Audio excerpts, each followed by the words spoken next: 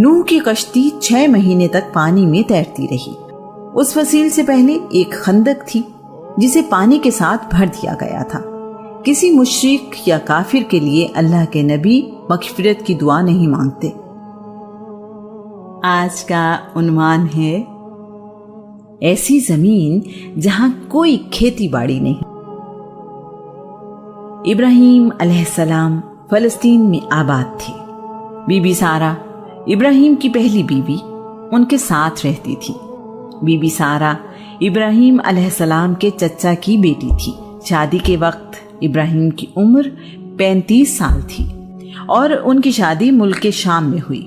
ابراہیم اور سارہ نے بہت سے ملکوں کا سفر کیا۔ جناب ابراہیم سفر کرتے کرتے مصر پہنچے۔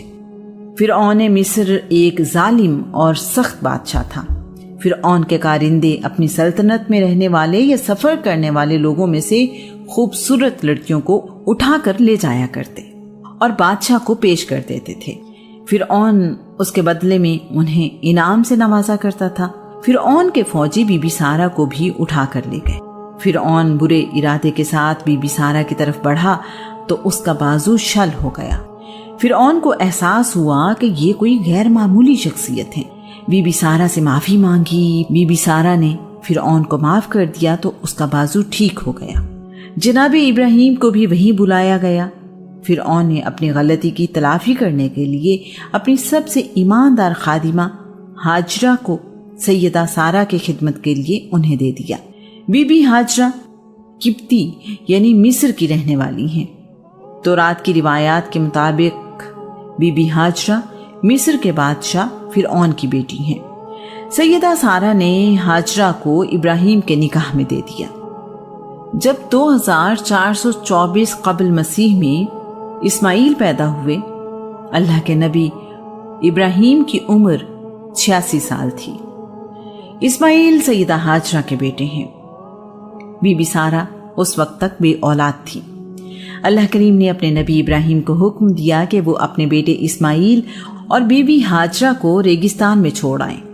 ایک روایت کے مطابق بی بی سارہ نے جناب ابراہیم سے ہاجرہ اور ان کے بیٹے اسماعیل کو کہیں دور چھوڑ کر آنے کا مطالبہ کیا۔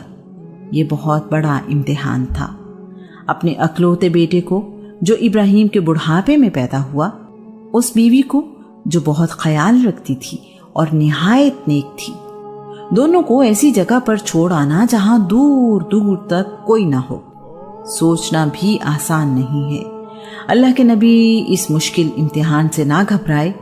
ایک خیمہ، چند کپڑے، کھجوریں اور پانی ساتھ لیا۔ دور ایک غیر آباد صحرا میں جہاں انہیں چھوڑنے کا حکم ملا تھا لے گئے۔ انہوں نے فلسطین سے جنوب کی طرف 1235 کلومیٹر کا سفر طے کیا۔ اللہ کے نبی اور ان کے خاندان نے اونٹ پر 40 دن سفر کیا تو یہاں پہنچے۔ کیا بی بی ہاجرہ کو یہاں سے واپس اپنے گھر جانے کی کوئی امید ہوگی؟ اندازہ کریں اس صبر اور شکر کرنے والی بیوی کے حوصلے کا۔ بی بی ہاجرہ کی عمر اس وقت 40 سال تھی۔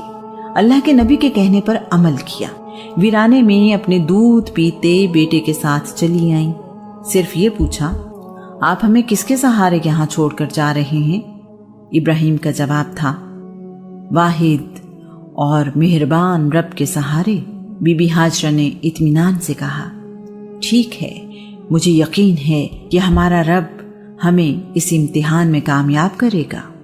یہ بات بھی قابل ذکر ہے کہ اس وقت وہاں کوئی آبادی نہیں تھی۔ یہاں رکنے کا فیصلہ کس کا تھا؟ کیا یہ فیصلہ ابراہیم نے کیا یا سیدہ ہاجرہ نے؟ کیا سیدہ سارہ نے انہیں اس جگہ چھوڑنے کا مطالبہ کیا تھا؟ کیا یہ فیصلہ ہمارے رب کا نہیں تھا جس نے یہاں اپنا گھر بنانے کا فیصلہ کیا ہوا تھا؟ ہم اپنے اور اپنے گھر والوں کے لیے بہترین آسائش، آرام اور تمام نعمتوں کا انتظام کرتے ہیں۔ اچھا گھر، زندگی کی آسانیوں کا سامان، خوشحالی اور بہت کچھ۔ کبھی گمان میں بھی اپنے گھر والوں کو تنہا نہیں دیکھنا چاہتے۔ سبزہ تھا، نہ ہی پانی کا وجود، اگر تھے تو سخت اور خشک پہاڑ، پتھر اور تنہائی، وحشت اور گھبراہٹ۔ اللہ کریم محبت کرنے والوں کا خوب امتحان لیتا ہے۔ کہاں جا بسنے کا حکم ہوا؟ ایسی زمین پر جہاں کوئی کھیتی باڑی نہیں۔ اللہ کے نبی ابراہیم نے خیمہ لگایا۔ بی بی ہاجرہ اور اسماعیل کو اللہ کریم کے حکم پر یہاں چھوڑا اور واپس فلسطین روانہ ہو گئے۔ اب ماں بیٹا اللہ کریم پر بھروسہ کرتے ہوئے اس وادی میں رہنے لگے۔ کچھ دن گزرنے کے بعد پانی ختم ہو گیا۔ اب یہاں تنہائی کے علاوہ پریشانی بھی تھی۔ زندہ رہنا مشکل ہو گیا۔ اس پریشان کن صورتحال میں بھی بی بی ہاجرہ کا اپنے رب پر یقین کم نہ ہوا۔ پیاس جب بہت زیادہ بڑھ گئی تو بی بی ہاجرہ نے اپنے خیمے کے باہر ایک چادر اس سخت زمین پر بچھائی، اسماعیل کو اس پر لٹایا اور خود پانی کی تلاش میں نکلی۔ باہر تو کچھ بھی نہیں تھا، لیکن اللہ کی اس نیک بندی کو یقین تھا کہ کوئی نہ کوئی صورت ضرور پیدا ہوگی۔ وہ اپنے خیمے کی دائیں جانب والے پہاڑ صفا پر چڑھی، ادھر ادھر دیکھا، کچھ نظر نہ آیا، نہ کوئی انسان نہ پرندہ۔ نظر بھی کیسے آتا، یہاں کوئی تھا ہی نہیں۔ پہاڑ کی چوٹی سے ان کا بیٹا انہیں نظر آ رہا تھا۔ ماں کو تسلی تھی کہ میرا بیٹا میری نظروں کے سامنے ہے۔ جب کوئی صفا پر جا کر کچھ نہ ملا تو نیچے اتری اور اپنے خیمے کی بائیں جانب والے پہاڑ مروہ کی طرف جانے کا ارادہ کیا۔ کوہ صفا سے نیچے وادی میں آئیں تو اب بیٹا نظر نہیں آ رہا تھا۔ ماں کو چین کیسے آتا؟ ماں کی محبت نے مجبور کیا۔ وہ اب چلنے کی بجائے دوڑنے لگی۔ جب تک انہیں بیٹا نظر نہ آیا دوڑتی رہی۔ بیٹا نظر آیا تو دوبارہ چلنے لگی۔ پہاڑ پر چڑھنا اترنا آسان کب ہے؟ اب وہ کوہ مروہ جو ان کے خیمے کے بائیں جانب ایک پہاڑ تھا اس کے اوپر چڑھی۔ یہاں بھی کچھ نظر نہ آیا۔ دوبارہ سوچا کہ کوہ صفا پر جانا چاہیے۔ کوہ مروہ سے اتریں۔ جب وادی میں پہنچنے پر اسماعیل نظر نہ آئے تو پھر دوڑنا شروع کر دیا۔ یہاں ہمیں سوچنا چاہیے کہ ایک ماں، بھوک اور پیاس، اکیلی اولاد، وہ بھی ابھی گود، نہ کوئی اور انسان، نہ زندگی کی امید۔ کبھی ایک پہاڑ پر چڑھتی ہیں تو کبھی دوسرے پہاڑ پر۔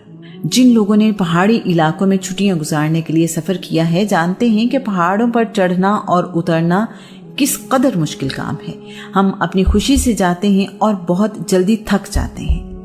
یہاں تو ایک ماں اپنے بیٹے کی بھوک اور پیاس کی خاطر پریشانی میں پہاڑوں پر چڑھتی اور دوڑتی ہے۔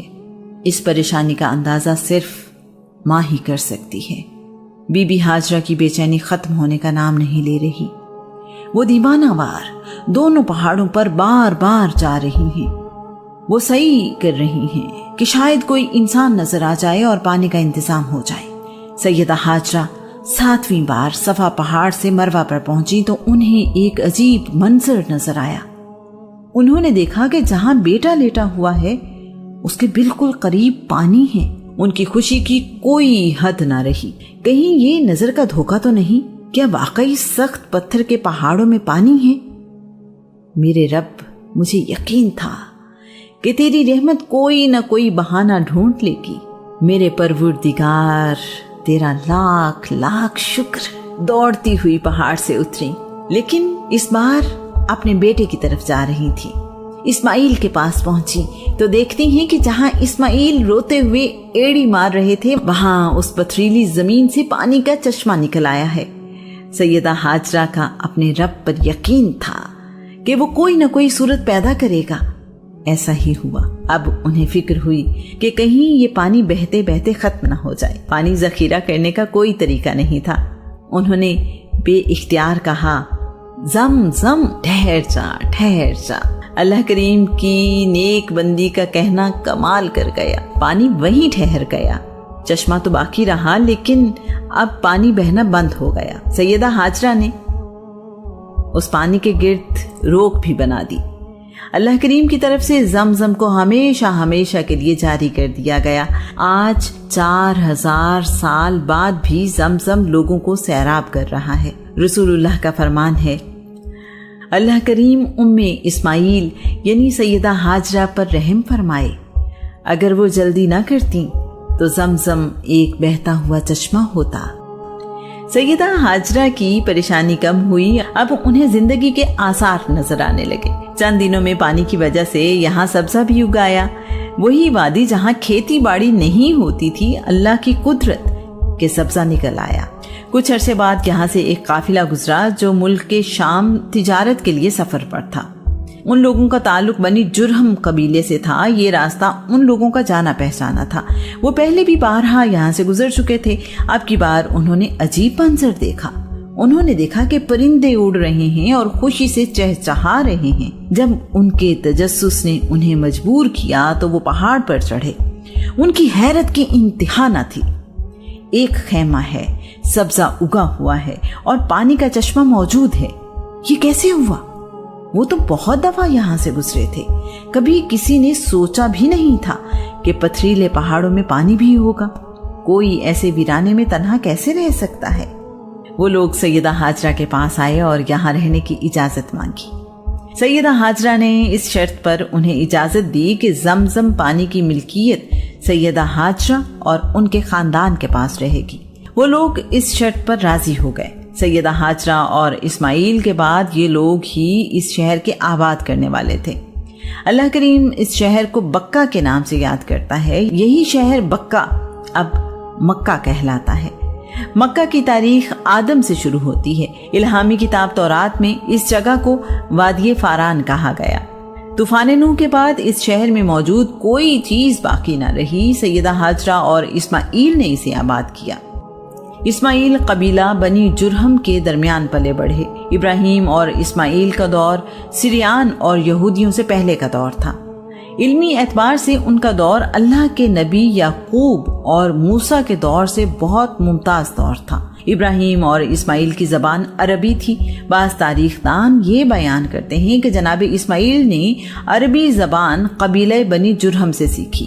یہ بات حقیقت نہیں کہ بنی جرہم کی زبان عربی تھی۔ ایک عرصے تک بنی جرہم پانی کی ملکیت بنی اسماعیل کے پاس رہنے کے وعدے پر قائم رہے۔ بعد میں انہوں نے اسماعیل کی اولاد سے وعدہ خلافی کی اور پانی کی ملکیت ان سے چھین لی۔ آنے والے دور میں بنی خزاع اور بنی اسماعیل نے بنی جرہم سے جنگ کی اور انہیں مکہ سے نکال دیا۔ بنی جرہم جاتے ہوئے زمزم کا چشمہ بند کر گئے۔ صدیوں بعد عبد المطلب یعنی رسول اللہ صلی اللہ علیہ وآلہ وسلم کے دادا نے چشمہ زمزم کی کھدائی کروائی تو پانی کی ملکیت ایک بار پھر بنی اسماعیل کے پاس آ گئی۔ زمزم پانی کی ذمہ داری آج بھی اسماعیل کی اولاد کے پاس ہے۔ ظاہری اسباب میں یہ شہر اللہ کے نبی اسماعیل اور سیدہ ہاجرہ کے لیے بسایا گیا۔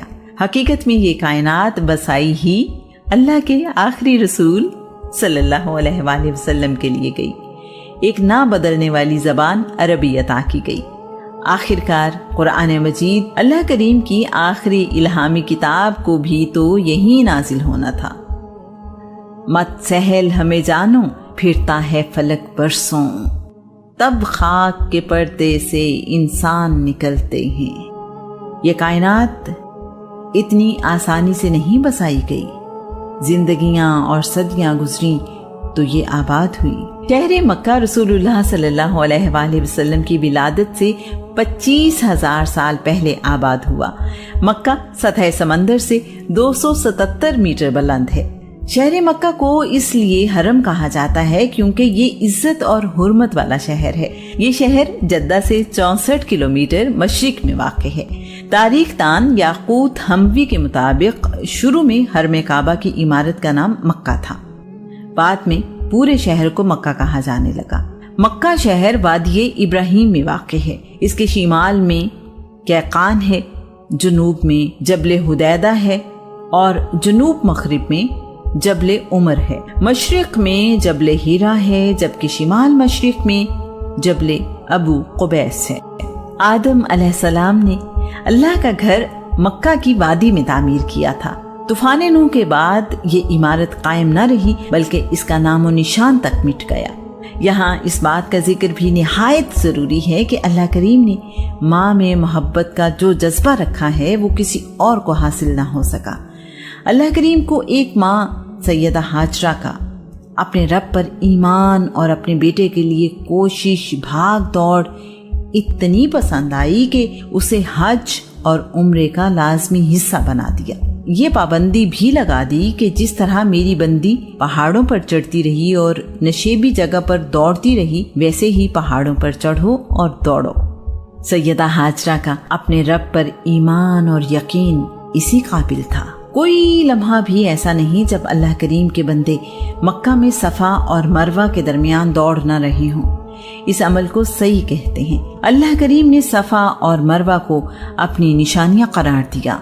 ए हमारे रब, मैंने यहाँ तेरी हुर्मत वाले घर के पास ऐसी वादी जहाँ खेती बाड़ी नहीं में अपनी कुछ औलाद बसा दी है ताकि वो नमाज कायम करें।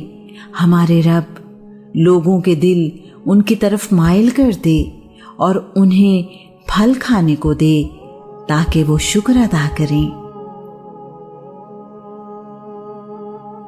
जब तुम पीठ फेर कर चले जाओगे तो मैं तुम्हारे बुतों के साथ एक चाल चलूंगा।